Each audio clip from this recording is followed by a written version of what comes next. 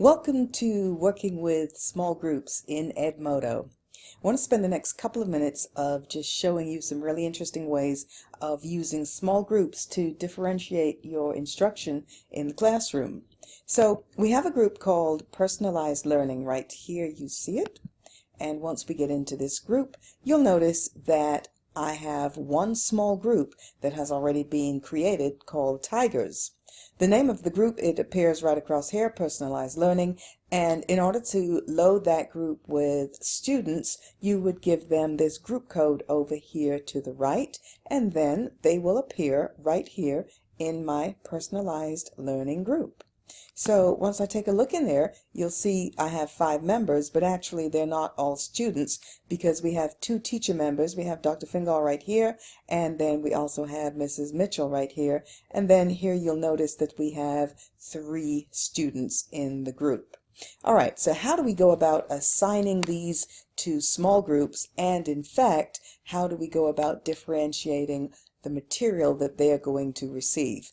So first of all, let me show you how to create one other small group. So we'll start with 2 of them. We've got Tigers so far, and I'm about to create one. I'm going to call this group Lions. Create.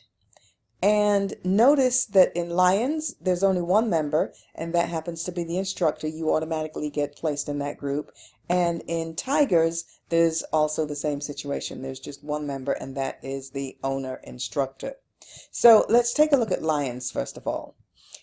With Lions, I'm going to take a look at my members again so that I can add members. You'll see there's just me in there at the moment. I want to add members to this group, and the member I want to add is going to be Charlotte Mitchell as the teacher.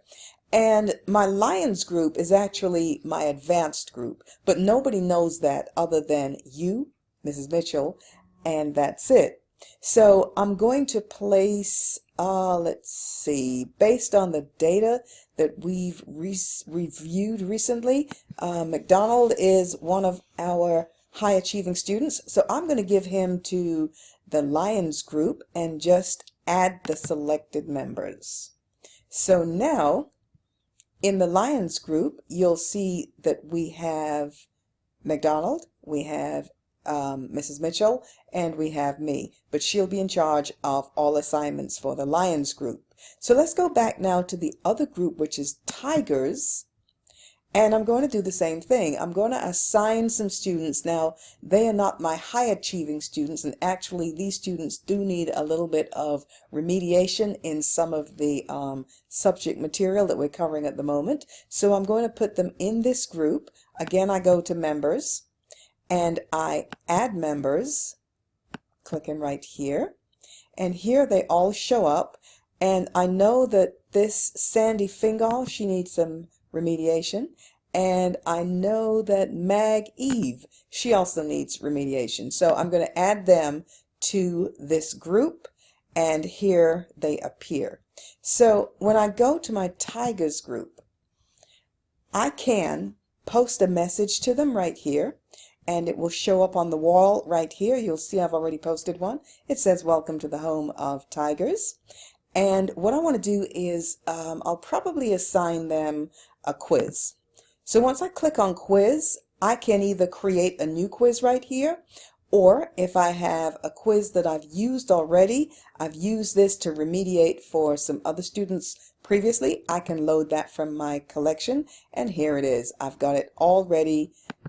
Tiger habitat, all I need to do is select a due date. I want that to be due on the 11th.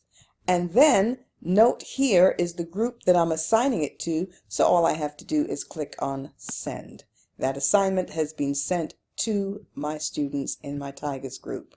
Now if I go back to my Lions group, where I have Mrs. Mitchell, who is in charge of that student, McDonald, she needs to assign him probably an assignment that is one that's going to challenge him a little more. So here she would type in the title of the assignment, and we're going to call that Challenger. And she's going to load a due date for that. Let's make this one due. We'll give him until the 12th.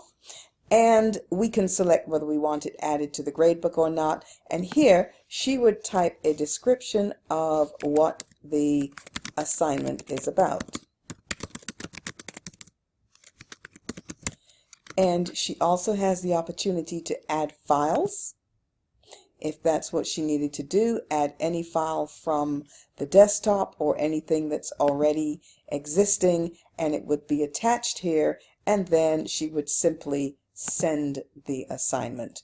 Once that is done, the beautiful thing about this is I've got all of these students who are in personalized learning, the group or the class.